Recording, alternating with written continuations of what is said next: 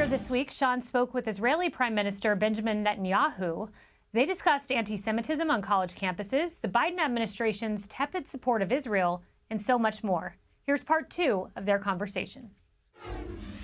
I've made the statement over and over again. When congressional appropriations were made to help Israel out in your war on terror, then came conditions from the Biden administration and a pressure campaign for you not to finish the battle, the war that they started against you, and not to go into Rafah, or the aid would be withheld.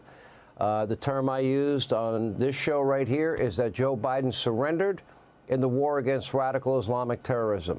I stand by that today. I don't think he should be telling you how to fight your war. I think what America's message to you should be is what Israel's message was to us after 9/11. Go win your war against terror. Because you're right, you hear death to Israel, death to America. It's not just Israel. They want death to the free world. So I really was very disappointed in President Biden. Probably not something you want to get too deeply into. Well, look, I appreciate the fact that President Biden came to us at the beginning of the war and the help that he gave us. But obviously, we have a disagreement on Rafah. And I said, look, Rafah is where 4 of the 24 terrorist battalions of the Hamas terrorist army are there.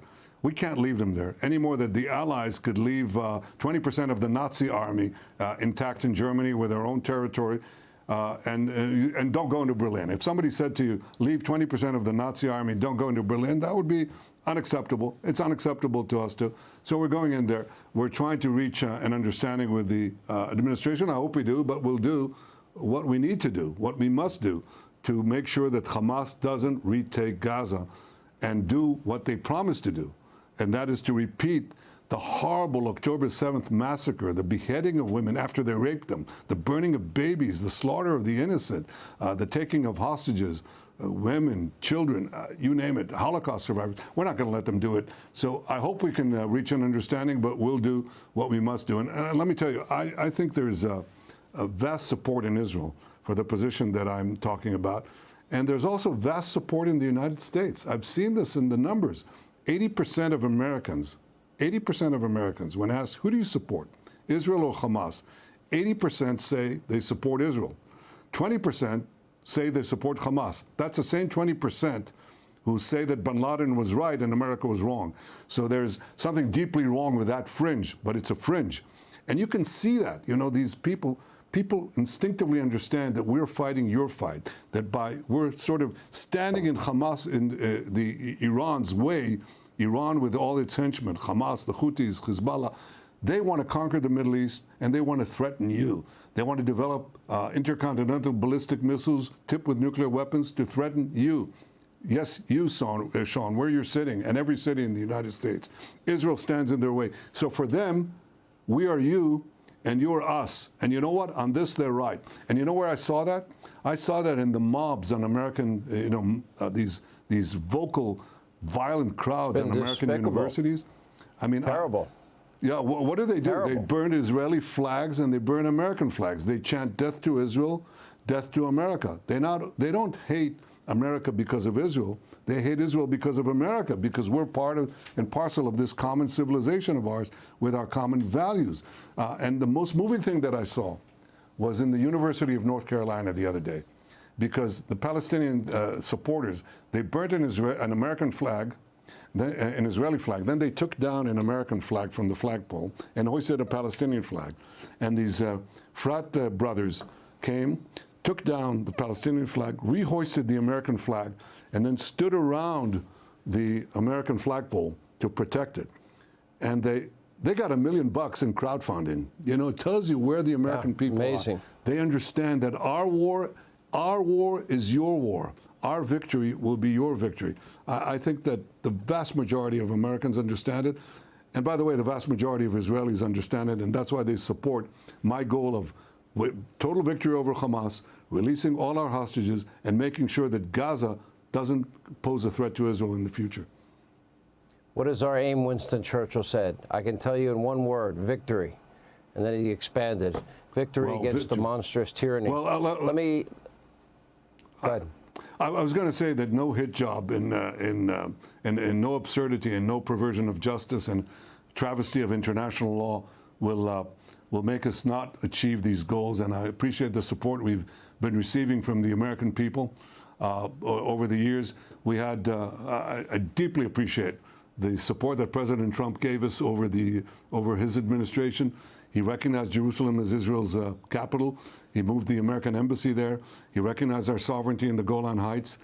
He got out of the disastrous Iran deal.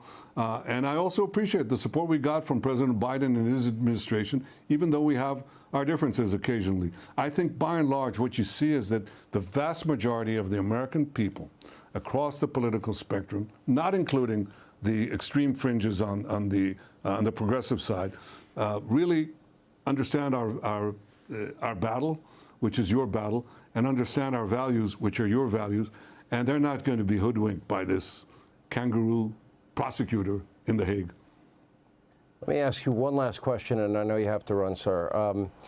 There is a tape, there's a about 50-minute tape that the IDF has put together, and on October 7th, the Hamas terrorists that were killing and raping and beheading and murdering innocent citizens in your country, it's all on tape.